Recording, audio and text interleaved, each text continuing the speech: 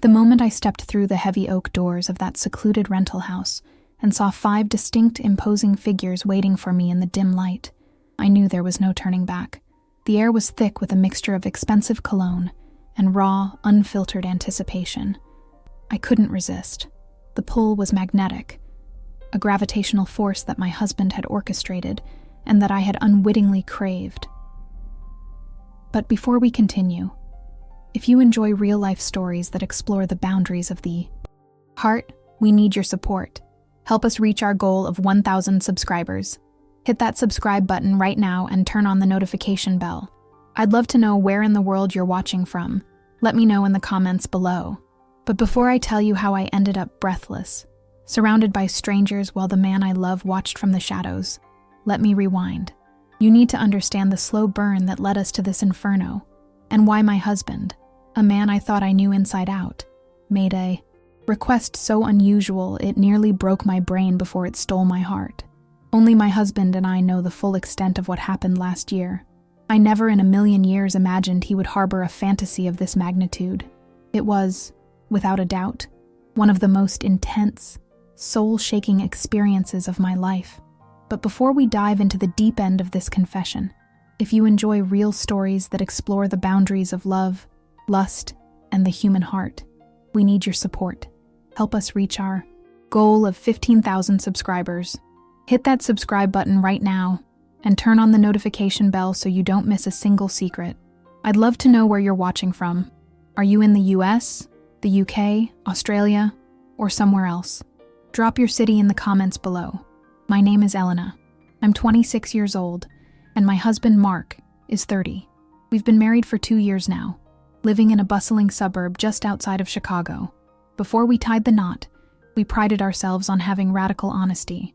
We were that couple that talked about everything: our fears, our dreams, our finances. Mark has always been the adventurous type. He's the guy who wants to try the weirdest item on the menu or take the road less traveled on a hike. But I never imagined that his thirst for novelty extended so deep into the dark recesses of his psyche, or that he harbored fantasies that would awaken dormant volcanoes within me. Every request I'm about to share with you will surprise you, escalating from mild curiosity to wild abandon.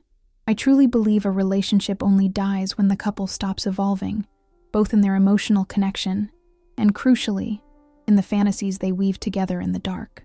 This past year, I finally finished my master's in business administration. I've always been type A, obsessed with organization, management, and control. While I was grinding through grad school, I worked at a high-paced accounting firm. Mark, on the other hand, works as a paramedic. He works long, grueling shifts, seeing the fragility of life up close. It gives him a different perspective on seizing the moment. We lived a relatively quiet life. While we were dating, we were disciplined, saving every penny for a down payment on a house and our dream wedding. During our late-night talks, usually over a shared bottle of wine, I loved listening to him talk about his desires. It started innocently enough, but the curiosity in me was like a seed waiting for rain. The first drop of rain fell on a Friday night, just a few months before our wedding. We were curled up on the sofa, binge-watching a crime thriller, the blue light of the TV flickering across our living room. Mark suddenly muted the TV. He turned to me, his expression serious, almost nervous. He asked me, voice slightly trembling, if I would be open to really getting to know one of his old friends from the academy. I froze. My mind raced through 1,000 scenarios. Was this a test? Was he unhappy? I felt a knot of reticence in my stomach, a primal fear that bringing a third party into our sanctuary could shatter the fragile ecosystem of our relationship. I sat there, processing, thinking back to my psychology electives about open relationships and polyamory. I tried to maintain my composure, playing the cool, modern fiancé. Eventually, my logic shifted. I thought, well, if I agree to this, maybe down the line I can ask to bring a girlfriend into the mix. It seemed like a fair trade in my head, negotiation rather than a submission. I convinced myself I was doing it for Gyus, but deep down, a spark had been lit.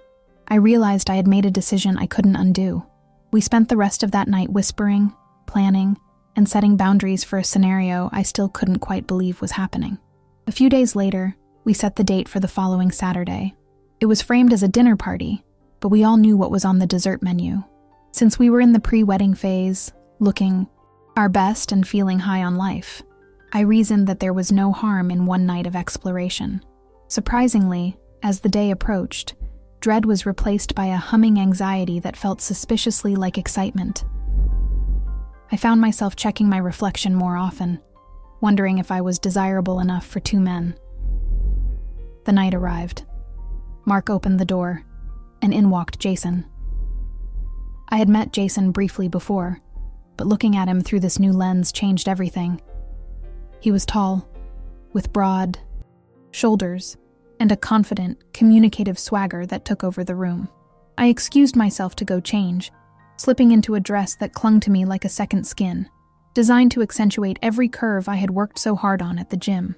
While they chatted in the living room, nursing beers and laughing a little too loudly to cover the tension, I was in the kitchen finishing dinner.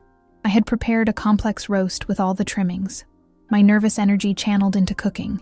As the minutes ticked by, my heart hammered against my ribs. Suddenly, the air in the kitchen shifted. I felt a presence behind me. "That smells incredible, Elena," a deep voice rumbled. "I have a feeling I'm going to leave here very satisfied tonight." I turned around. It was Jason. He was leaning against the doorframe, a provocative, knowing smile playing on his lips. I tried to keep my voice steady. "Of course, Jason. I hope you're hungry. The food is almost ready." He pushed off the doorframe, moving into my personal space under the guise of helping me with the salad bowls. Through the crack in the kitchen door, I could see Mark. He was sitting on the couch, just watching. He wasn't jealous. He was transfixed. His eyes were wide, filled with a dark, heavy satisfaction. That look from my husband was the permission slip I didn't know I needed. I didn't resist. Right there, with the oven timer still ticking and the scent of rosemary filling the air, I let the tension break. We didn't even make it to the dinner table. I allowed the encounter to happen right there against the granite countertop.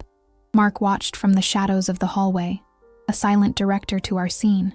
After the encounter ended, a strange calm washed over the house. We eventually ate, though I don't remember tasting the food.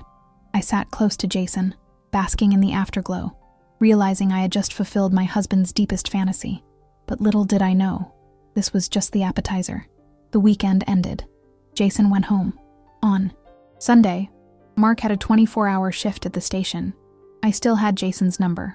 I don't need to spell out exactly what happened while my husband was saving lives in the back of an ambulance. If Mark had given me the key to this cage, I wanted to fly. I invited Jason over. That Sunday was a blur of intensity that we hadn't been able to achieve with an audience. I spent the entire day exploring the dynamic with Jason, validating that this wasn't just for Mark, it was for me too. Months passed. The wedding happened. We were happy. But I noticed a shift in Mark. The memory of Jason was fading, and that specific desire no longer filled the void in his adventurous spirit. One thing intrigued me, though. He never asked me to bring a female friend home. My initial bargaining chip was useless. I began to realize that his desire wasn't about variety for him. It was about seeing me desired by others. It was a form of compersion mixed with voyeurism. As someone who studied behavior, I was starting to decode the complex circuitry of my husband's mind. He was calm, almost zen-like, about the whole thing. It was just a switch that needed flipping. Then came the Wednesday that changed everything. I was exhausted. I had been at the firm all day, dealing with end-of-quarter audits, and then rushed to a late evening seminar. When I walked through the door, dropping my keys on the counter, Mark was waiting. He looked anxious, pacing the living room floor. "Elena, I have to ask you something," he said, wringing his hands. He looked genuinely worried about how I would react. "Spit it out, Mark. You're scaring me," I said, kicking off my heels. "Don't worry, it's not bad. It's just crazy. We're coming up on 2 years of marriage and I trust you more than anyone in the world," he started, his tone softening into that affectionate register I loved. "Okay, I don't know how to say this without sounding insane, but I want to do something different. I want to take a trip. There's a private venue, a house in another state, where there are people waiting." Before he could finish the sentence, the implication hit me like a freight train. He didn't want a friend. He didn't want a dinner party. He wanted an event. "Mark," I sighed, sinking onto the sofa. I think you need to give me a minute. I liked the thing with Jason I did, but that was intense. This sounds bigger. It is, he admitted. I'm happy with you, Mark. I don't want to leave you behind in this. But you have to understand, this is a lot for a girl from the suburbs. I went to bed that night with my mind in overdrive. I tossed and turned, staring at the ceiling fan slicing through the darkness. Was this a slippery slope? Would I lose him? Would I lose myself? Or was this the ultimate act of trust? We woke up early the next morning, moving around each other in a silent dance. I went to work, but my brain was foggy. I couldn't balance a spreadsheet to save my life. I kept replaying the conversation. I love fulfilling my husband's desires. It's a turn-on for me to be his prize. But we were entering complex territory. This was a risk. What if I couldn't look him in the eye afterwards? What if the men were too much? By the time evening rolled around, I had made a decision. I would do it, but on my terms. I waited for Mark to get home. He showered, washing off the stress of the EMS shift, and sat down to a dinner I had picked up. We stared at each other. Mark, are you absolutely sure? I asked, my voice low but firm. Do you realize the emotional hangover this could cause? Once we open this door, the hinges might break. He reached across the table and took my hand. Elena, I've thought about this for months. I want to share this experience with you. I want to be married to you for the rest of my life. This isn't about replacing me. It's about experiencing everything life has to offer, together. I never thought you'd actually consider it. So we planned it. We had vacation time saved up, so we booked a long weekend. The house was a 4-hour drive away, in a secluded, upscale area known for privacy. We packed the car on a Friday morning, the engine humming with nervous energy.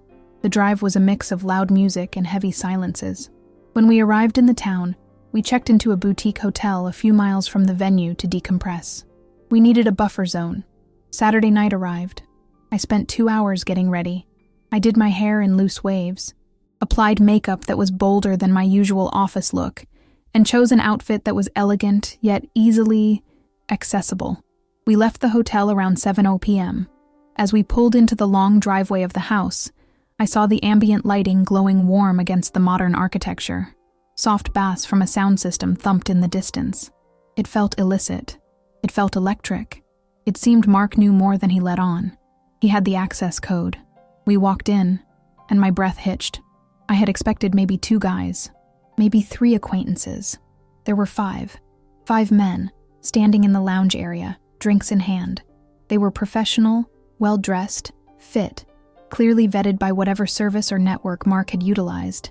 But still, 5. I pulled Mark into the hallway, hissing, "Mark, do you realize what you're asking? I'm not Wonder Woman. Calm down." He kissed my forehead. "They are pros, Elena. There is 0 pressure. You call the shots. If you want to leave, we leave. But they know the drill." Back at the room. I didn't know where to look first. It was an embarrassment of riches, a variety of types, some rugged, some sleek, a mix of builds that promised a very exhausting evening. I took a deep breath. Damn it, I thought. I'm already here. I'm dressed up. I'm adrenaline pumped. I might as well ride the wave before I regret not trying. I walked back in. There was no way to mentally prepare for the attributes of 5 different men. It was a sensory overload. The night became a blur of touch, taste, and sound. I didn't resist. I let go of Elena the accountant and became Elena the siren.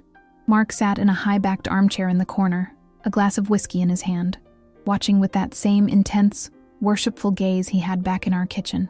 He didn't touch me. He let them do the work. I allowed every single one of them to explore my curves. The sensation of being the sole focus of 5 men was intoxicating. It was a power trip, like no other. As the hours passed, the pleasure compounded, layering over itself until I was in a state of pure, unadulterated bliss. It was physically demanding. Yes, I was pushed to limits I didn't know I had, but the psychological thrill of performing for Mark kept me going. I climaxed more times than I can count. It was raw. It was primal. After nearly 2 hours of intensity that felt like a fever dream, I finally signaled that I was done. I was trembling. My skin flushed a deep rose, my body feeling heavy and loose. I got dressed. In silence, feeling a strange mix of hollowness and fullness, we left the house. I was extremely satisfied, but my body was screaming at me. Everything was tender. I was sore in places I didn't know could get sore. On the way back to the hotel, we stopped at a 24-hour pharmacy so I could buy some soothing creams and painkillers. In the days that followed, I confess, I almost called it quits. Not just on the lifestyle, but on the marriage. The reality of what we did hit me hard during the recovery. It felt like we had flown too close to the sun, but Mark was incredible. He was attentive, caring, and constantly reassured me that he loved me more than ever. He insisted that if I never wanted to do it again, that was fine.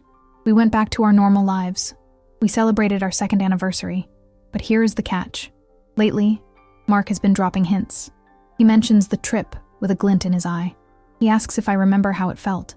He wants to repeat the experience, but I can't. I've told him that it surpasses my current limits. Physically, emotionally, it takes a toll that I'm not sure I'm willing to pay again. It was a beautiful, chaotic, once-in-a-lifetime memory, but making it a habit scares me. So, I'm turning to you. What do you think I should do? Should I compromise and indulge my husband's fantasy one more time to keep that spark alive? Or do I need to sit him down for a serious final conversation to put a permanent stop to this before it consumes us? I really need your perspective. Would you ever do something like this for your partner? Or is this absolute madness? Thanks for sticking with me to the end of this story. It wasn't easy to share. If you enjoyed this glimpse into my life, please don't forget to subscribe to the channel. I'm serious about wanting to know where you're watching from, so leave that in the comments. Subscribe for more confessions like this. Sending you a big kiss. Bye for now.